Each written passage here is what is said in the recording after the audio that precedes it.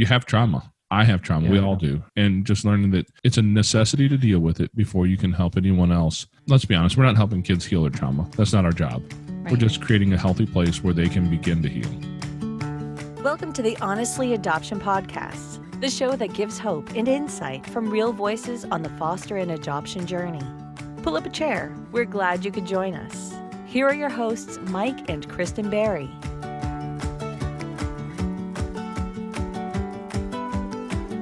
Hey, everybody. Welcome back to the Honestly Adoption Podcast. We're so glad you have joined us this week. This is season 19, episode 151. My name is Mike Berry. I am your host, along with Kristen Berry, also your host, and we are so glad to connect with you this week. And let me tell you, if you are a foster parent or thinking about being a foster parent, you need to lean into this episode because, man, this inspired us. It did. I know that most foster families have a moment where they need to take a break, where they need to refill, refocus. And for this family, they had a significant loss, the loss of a child. Yeah. And through that, found a way toward taking a break, healing, pouring into their family, and then coming out on the other side, not without the loss, but in a way that they could pick back up again and continue on with what they were doing. And I think that's really going to resonate with our listeners here, who have experienced loss, who have experienced overwhelm. And so I'm interested to share this with our listeners because I think so many will resonate with these thoughts. Totally. And the guests we're talking about are Jason and Amanda Palmer from Foster Care Nation. We're going to tell you all about them and their story here in just a moment. But, you know, I agree with you. The loss that's involved in foster care, and there's so many facets to that. There's so many levels of that. But then to lose a child and be willing to say, I need to take a break. Because how many times have we talked to foster parents that know they're in a season where they need to take a break, but they're so afraid to. They're afraid that that people will look down on them. They're afraid that, you know, that there's so much need, there's no way they could take a break, even though they're like 4 feet below the surface of the water of life, and they know they need to. What I love about Jason and Amanda is that they waved that white flag of surrender. And you're going to hear all about that in just a moment. And I want to tell you real quick, just to jump to something else that's huge right now. We just released a book. We did. Just a couple of days ago. It's called Securely Attached. We're super proud of this book. I am. Oh, yes. We worked really hard on this. I didn't know you were pitching to me. I knew you were proud too. I stopped because I wanted to give you a chance. Yeah. We're proud of this book. Yeah. I just feel like this has been the work of, you know, the last 8 years of learning and growing and researching, sitting at the feet of world-renowned leaders in therapeutic, parenting, medical, fetal alcohol spectrum disorders, you name it. So I'm excited to get this out to the world. I am too. I think it's going to be a timely book, and our perspective behind that was, what would it be like if parents could sit down with parents and encourage caregivers to understand, to do better, and to parent well. Yeah. And so I'm excited to get this book out in the world. Yeah. You know what's really funny that just occurred to me? I haven't even said the name of the book. We've been talking about our book. You did. You started to say it. I? Okay. Yeah. Well, the book is called, because people are like, what's the book called? People are probably on Amazon right now like, there's a nameless book out there that I want to order, but I don't know the name of it. The name of our book, our brand new book, it's now available in stores everywhere, or everywhere books are sold, is Securely Attached: How Understanding Childhood Trauma Will Transform Your Parenting Journey. And as Kristen just said, we're excited to get this book out. Listen, it is available right now. Jump over to securelyattachedbook.com. We're also dropping that link into the notes if you're on our blog, if you're over at honestlyadoption.com/podcast. You can find all of it there. But yes, this is a timely book. And yes, we wrote it from this perspective of if we were just sitting down having coffee, which right now is kind of hard with COVID, but if we were just sitting down, Right. parent Virtual to parent, coffee. virtual coffee, yeah, and we were What having would we say? exactly, and we were having we were having a conversation about trauma and how trauma changes the brain and how it disrupts attachment and how to rebuild that and repair that, and how to also navigate through some of these really difficult behaviors we see out of our children, but not only that, to make sense of those behaviors. That's really the heart behind this book. It's a labor of love for parents. Get the book, securelyattachedbook.com. And now, you guys, on with this week's show.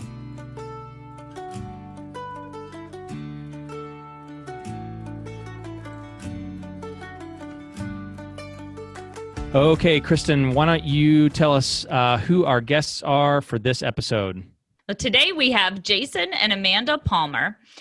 Jason and Amanda have been together for 20 years. They have been a foster and adoptive family for the last decade. Over that time, they have fostered approximately 20 children and adopted 4.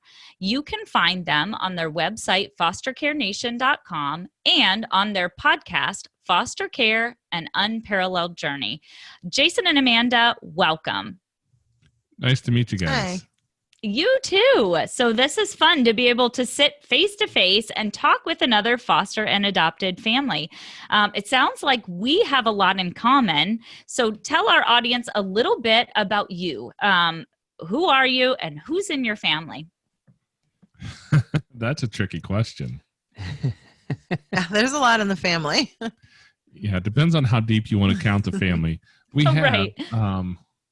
7 kids that we call our own. 7 kids who've made it onto my arm in the tattoo that have all my children's pictures. How about that? Nice. Right. Nice. Now, we have adopted our 4 youngest through the foster care system. And then we had a biological son together.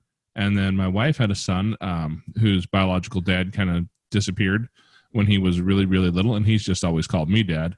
And then our oldest daughter was technically Amanda's half-sister. But Okay.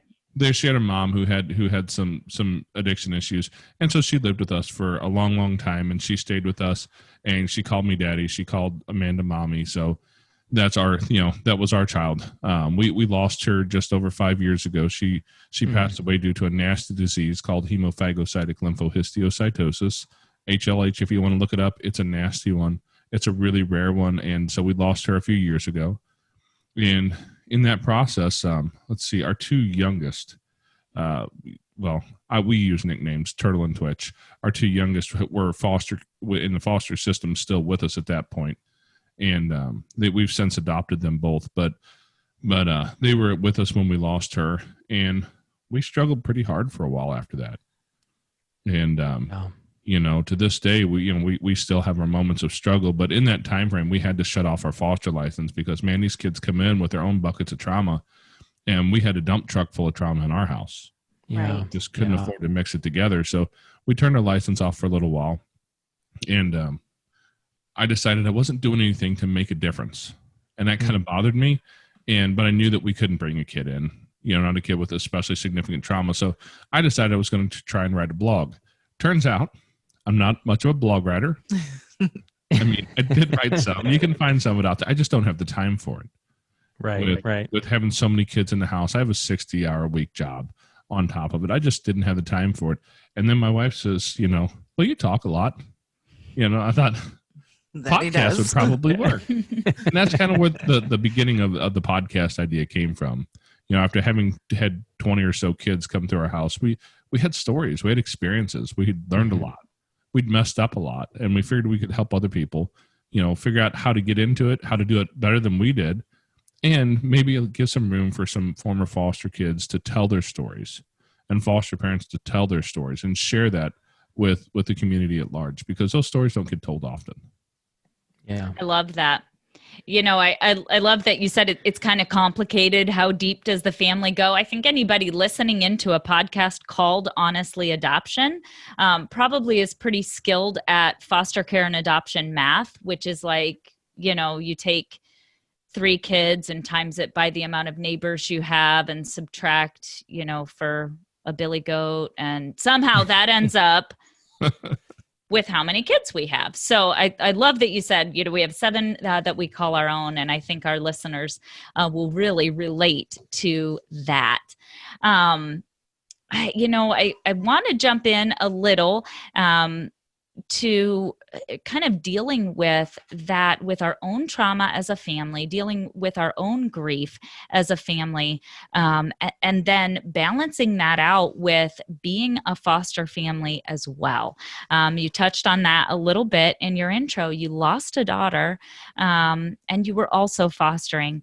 And I know one of the things that Mike and I have really discovered is that, we jumped right into foster parenting.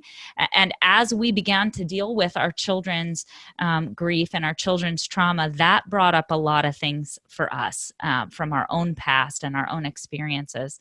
What would you tell a family that is fostering, or who is an adoptive family and is also processing through their own grief as well? Oh, goodness. I mean, it's so hard, but you have to look at the whole picture, and the only thing you do is be the best that you can be. And, that was the thing. When we lost our daughter, we knew that we couldn't be the best for anybody dealing with any other trauma. We had to work through our trauma first, and it was just really hard. But we did process through that, but we still wanted to do something and make a difference in the process of that. We knew we weren't done, but we also knew that we had to take a break for a little bit, and you have to know when to take a break. Yeah. Yeah. And we learned some of that because we both come from our own places of trauma, as do most people. I mean, let's be honest. Right. We've all got something in our past. I was raised in a religious organization, we'll call it, that was just unhealthy for me. And it didn't serve me. And it caused me my own levels of trauma there that I had to eventually learn how to process too, and figure out the problems that I came out of that with, and turn it around a little bit.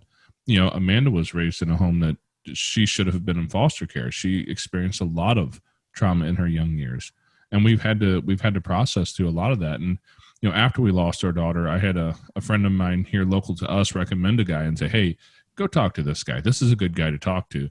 And, we see Dr. Tom on a regular basis, and we have for the last 3 or 4 years now. I mean, even though we've been through the lion's share of stuff, we've kind of gotten to the place where we can get up every morning and breathe without struggling. We still go see a guy on a regular basis to keep our heads a little bit straight, because you have trauma. I have trauma. We all do. And just learning that it's a necessity to deal with it before you can help anyone else. I mean, let's be honest. We're not helping kids heal their trauma. That's not our job. Right. We're just creating a healthy place where they can begin to heal. Yeah. Yeah. I think I really want, we have a healthy dose of foster parents in our audience, as well as adoptive parents. Anytime we do a survey, we've got, people will say, hey, I'm an adoptive parent, I'm a foster parent, I'm both, right?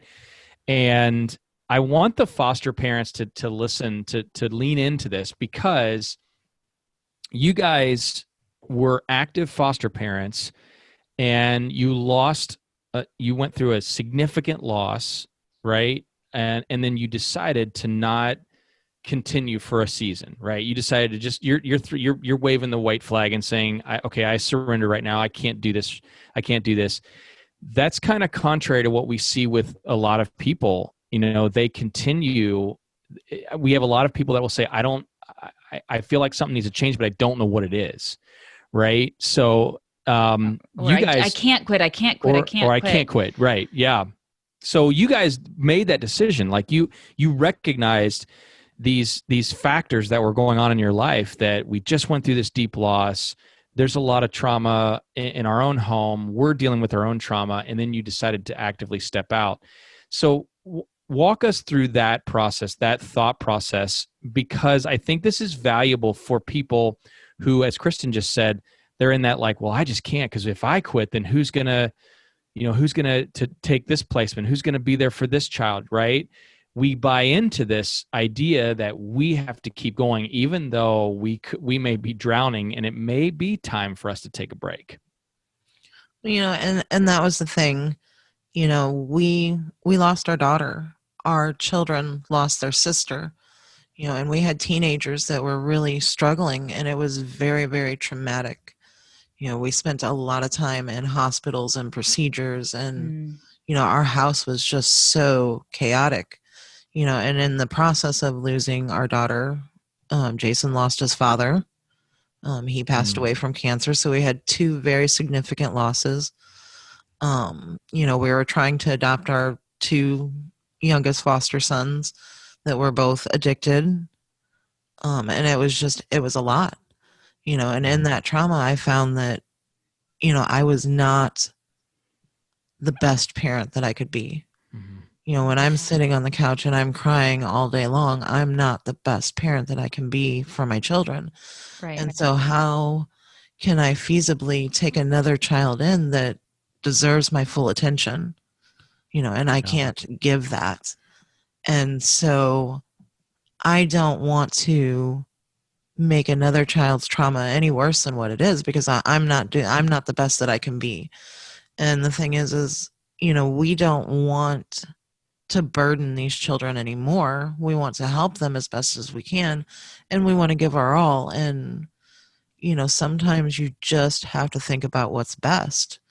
And we knew that we were not the best that we could be. In that moment, we were broken. Yeah.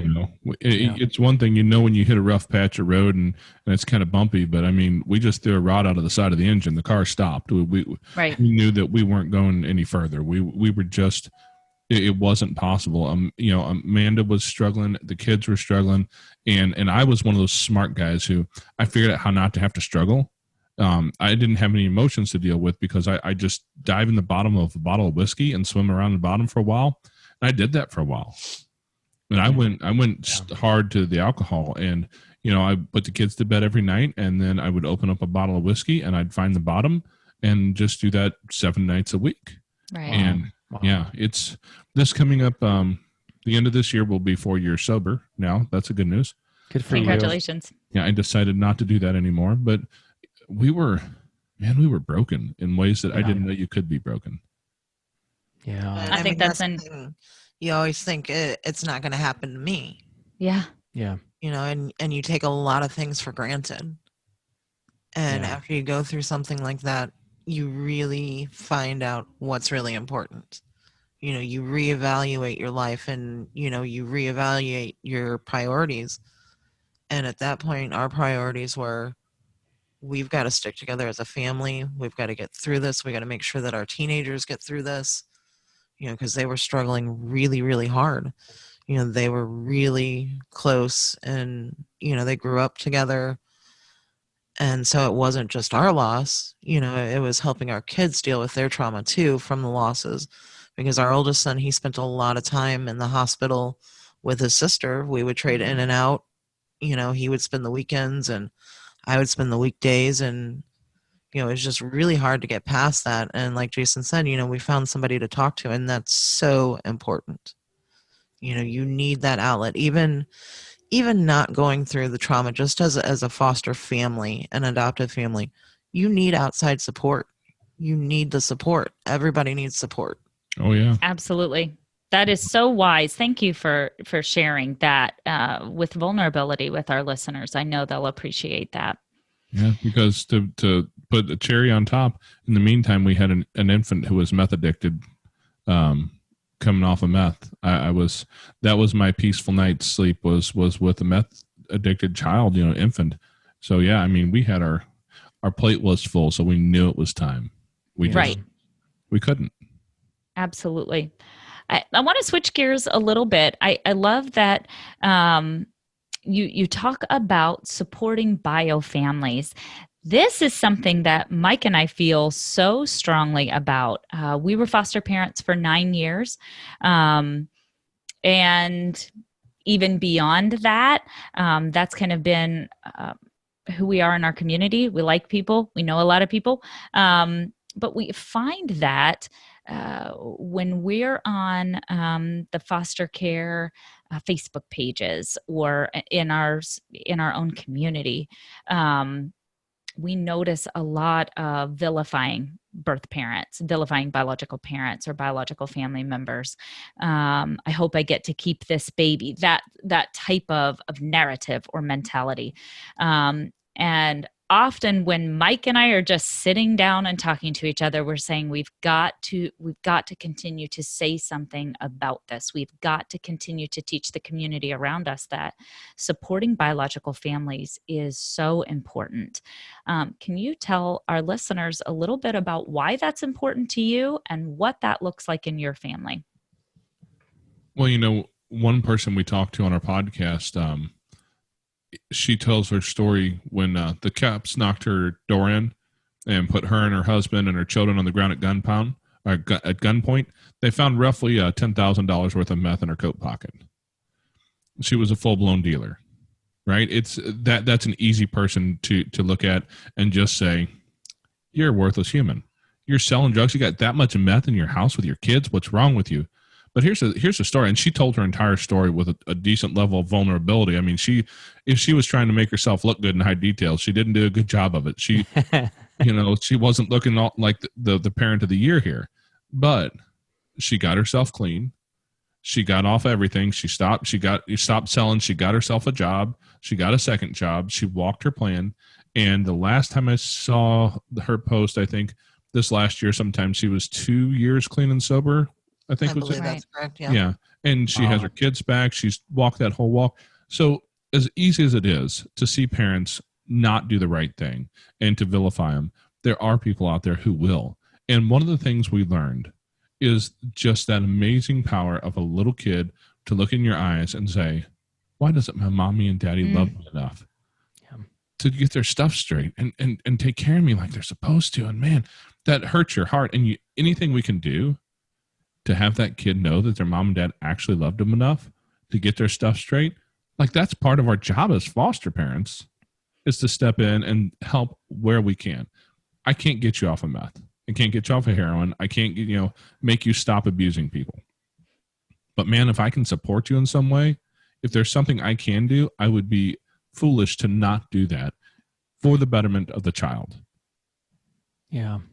Right. I think that's the child is at the center of everything. If we're doing what we're doing right, then the child is at the center of everything. And I know for us, it's a lot in listening to our own children who say, I miss my mom. I miss my dad. I just wish we could go fishing together. I just wish we could talk on the phone. And sometimes we can, sometimes we really can go fishing together. Sometimes we really can talk on the phone. Sometimes it's a lot more complicated than that. But at the center of that, even when our children have experienced a high level of trauma with their biological parents, our children still identify that's a part of who they are. That is a part of their history. That's somebody that they love. And so when we can support well, their family to whatever degree, I love that you also said, I can't get you off meth. I know there's a side of foster parenting that is kind of this black and white. They must be bad and I must be good. There's another side of foster parenting that attracts all the saviors. It's cool. I got your back. I'll get you off meth, not really addressing the fact that I don't know how to do that. And I think that foster parents can fall into either extreme. It's good to know, what can I do? I want to support you well. And so what do I even have the skill to do well? And sometimes that's tucking your kid in bed at night. Sometimes that's driving them to a visit. Sometimes that's advocating. So I love that you said that. Well, the thing is we're all broken. We're all broken in some way. And if I can help, that's my job. Yeah. Because at the end of the day, all the trauma that our kids go through, they still want their mom and they still want their dad. And if we can make that a better place and get those kids home, why would you not want to? Yeah, I hate to see them go. I cry, but at the same time, I also cry tears of joy Yeah. that this Yeah. child is going to have a chance. Mhm. Yeah. Because Yeah. Jason did mention, I grew up in a home where I should have been in the foster care system. I needed someone to help me, and I didn't have that. And so that's what I've really brought into play is, I would have loved to have somebody support me and my family. And so Yeah. that's what we do. Yeah. That's part of it. And if you can't support bio families and help support get that child back, you're not in it for the real reason. Right. That's absolutely true. Yeah, I think that's a valuable takeaway because there are a lot of people. Kristen mentioned this earlier, like the savior mentality, or we were on a different interview earlier today, another podcast interview. We were talking about how, unfortunately, some people get into foster care thinking this is how I'm going to build my family. That's just not the perspective. That's not the way. Now, your family may come together that way, right? But your job as a foster parent is to provide that care for a vulnerable child while their parent is working things out and finding healing themselves, right? 6 out of our 8 children did come to us through foster care, but we did not go into foster care with that being the plan. It's not like we got into it thinking, okay, we're going to adopt this child. It turned into that after a while. So I think it's a valuable perspective to what you just said about supporting families, supporting people, supporting parents as they're finding healing themselves. So, before we interview people, we ask for you to give us just a little bit of information about you. And I love a sentence in here, just that you wrote and sent over just about who you are. And you said, through our journey, we've learned that our job is not to heal the trauma in the child, but rather to create an environment where healing can take place.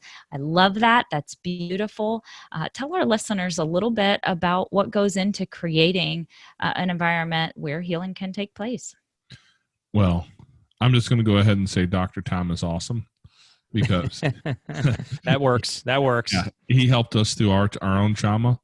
And we have kids in our house who have been born addicted. We have kids in our house.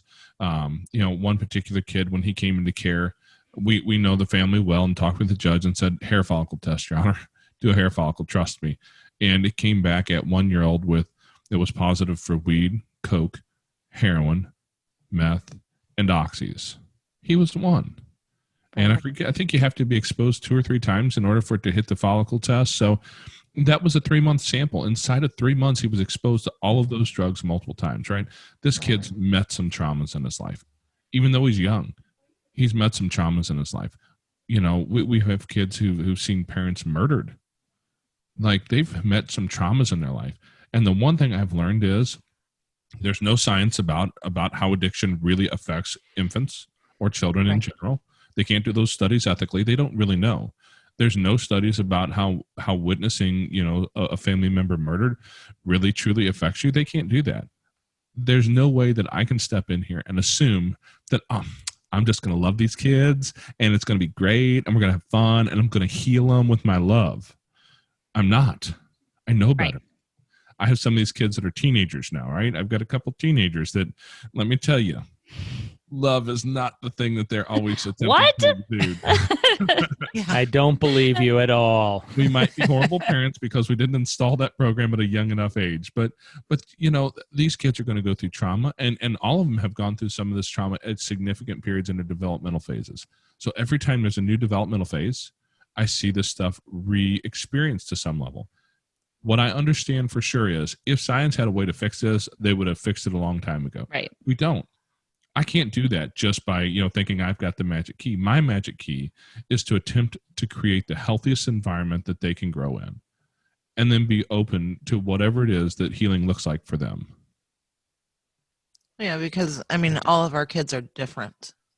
Every experience is different. And, every child that has come through our home has taught us something.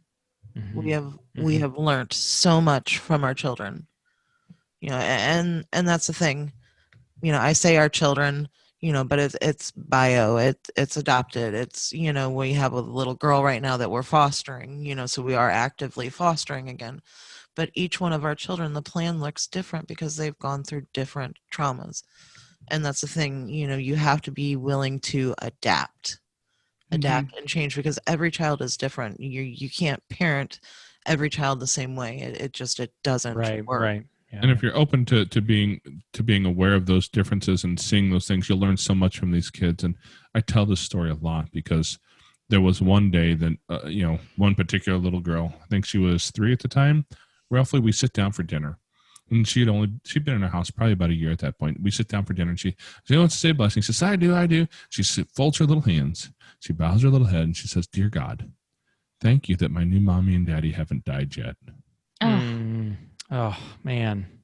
Like, she knew some stuff I didn't know. What she didn't know was I'd had kind of a rough day at work that day, and I was feeling kind of sorry for myself, and I was, and she kind of sucked the air out of the room, and I thought, my God, I just learned a hell of a lesson from a toddler. Right. Yeah. Yeah. I think that openness, that adaptability, that flexibility, I know for us that has been so key. And I know that a lot of our listeners, when they're coming to us with questions, or they're expressing something that happened at home, a lot of times that the questioning, the concerns come from a place of expectation. I thought that my family was going to look like this. I thought that I was going to know how to parent. I thought that my day was going to go this way. I thought that my child would be. And I think when we have that openness, adaptability, flexibility, we get to witness some of those moments where our kids really feel free to express that heartfelt desire to have a parent that didn't die. I mean, how sobering is that? I know that when we've been more open to hear where our kids are coming from and to parent them differently. I love that you said that too. Our kids are all different. Boy, ours too. We have 8 totally different kids. And then the 2 of us. Yes, we do.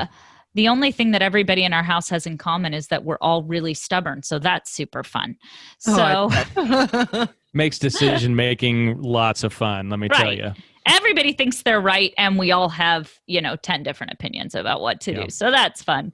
But I love that adaptability, flexibility, and viewing our kids as unique individuals. I appreciate that. Yeah. I think your perspective is really valuable, especially for people who are listening into our show and they're thinking they haven't yet decided to begin this journey. They're thinking about it, they're considering it, and they want to know, like, hey, what is this all about? What do I need? How can I best approach this journey? Because the reality is, and we know this, foster care, becoming a foster parent, choosing the adoption journey is not for everybody. But there are people who feel this tug in their heart. They feel called to do this, so to speak, and they're peering in like, what do I need to know about this? And your perspective on openness and vulnerability, and you're not afraid of your brokenness. I think that's key. You don't claim to have all the answers. And I think that's key as well. It's super valuable for prospective parents.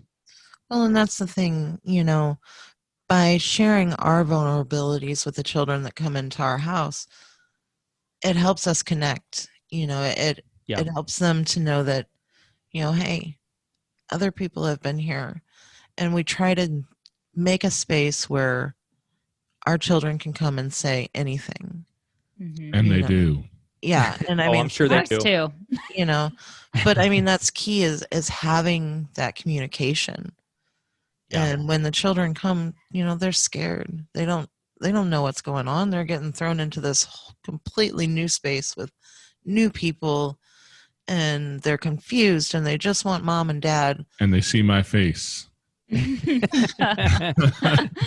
But just making that environment to communicate and letting them know that, hey, I've been there. I feel you. Yeah. And this is a safe space. And that's what we want to create is a safe place. You know, I always say our home is a safe haven for our children because I always want this to be a safe place. I don't ever want our children to not feel safe here. You know, so we keep things, you know, we don't let people come over. We monitor, you know, who comes to the house, and you know, because we want this to be their safe haven, you know, Yeah. until they go home. Wow. Well, Jason, Amanda, you guys are awesome. We so love and appreciate what you guys do, and you know what you're all about with Foster Care Nation and with your podcast. I think Kristen had one last question. She's sending me messages. I think that's the case. I know. Yes. We forgot to tell you at the beginning that throughout the podcast we will text each other because we're we're in not different ignoring parts you. of the house. So That's all right. it's like, wait, I got to ask one more question.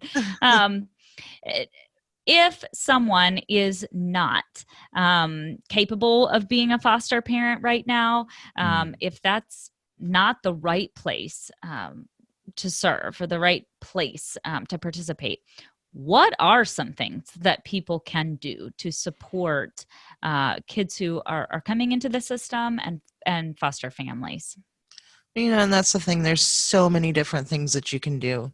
You know, you can volunteer your time, be a big brother, be a big sister, you know, support these children, you know, offer support to the families that you know that are struggling and going through this. You know, offer to go shopping, offer to take the kids for a little bit, you know, give us a break, you know. Yeah, we're in a world where you can make your order at Walmart and somebody else could go pick it up for you, and it would be amazing. Right. You know, because I There you go. oftentimes ask Good. people things like this. You know, this question is one of my favorite, is what sets your soul on fire, right? And I ask a lot of guests that when I'm talking to them, because we all are wired with something that sets our soul on fire. And if that is taking care of kids, great, join us. If it's not, please don't join us. If that's not Right. what sets you on fire, we don't want you to do that. But you've got to, if you're a legal-minded person, if that's something that you're into, man, CASA workers are in need. Yes. We need Yeah. people to help kids in that, on that side of things. Yeah, You know, absolutely. if you're a babysitter someday in the next, I don't know, before the little one gets old enough to stay by himself, we'd like to have a date night before then. There you go. Right. Right. Yeah. Yeah. No, I Oh, wow. appreciate it. Those are a lot of good ideas. Thank you. Yeah, well, guys, listen, it's been so great to talk to you, and we'll drop you know, the link to your blog and your podcast into the show notes here, and I really appreciate you guys. Thank you so much for being on the Honestly Adoption podcast. Thank you for having us. It was a real honor. Yeah, it's always great to talk to somebody else who shares a passion.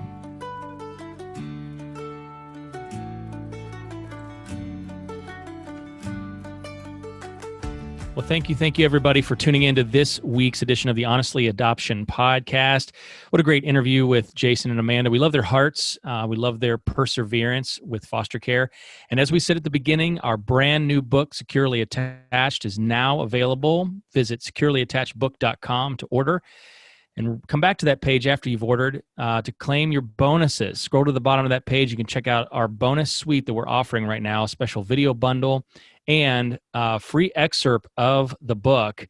And also, if you haven't done so already, jump over to our podcast page, honestlyadoption.com/podcast. And we'll see you next week on the Honestly Adoption podcast.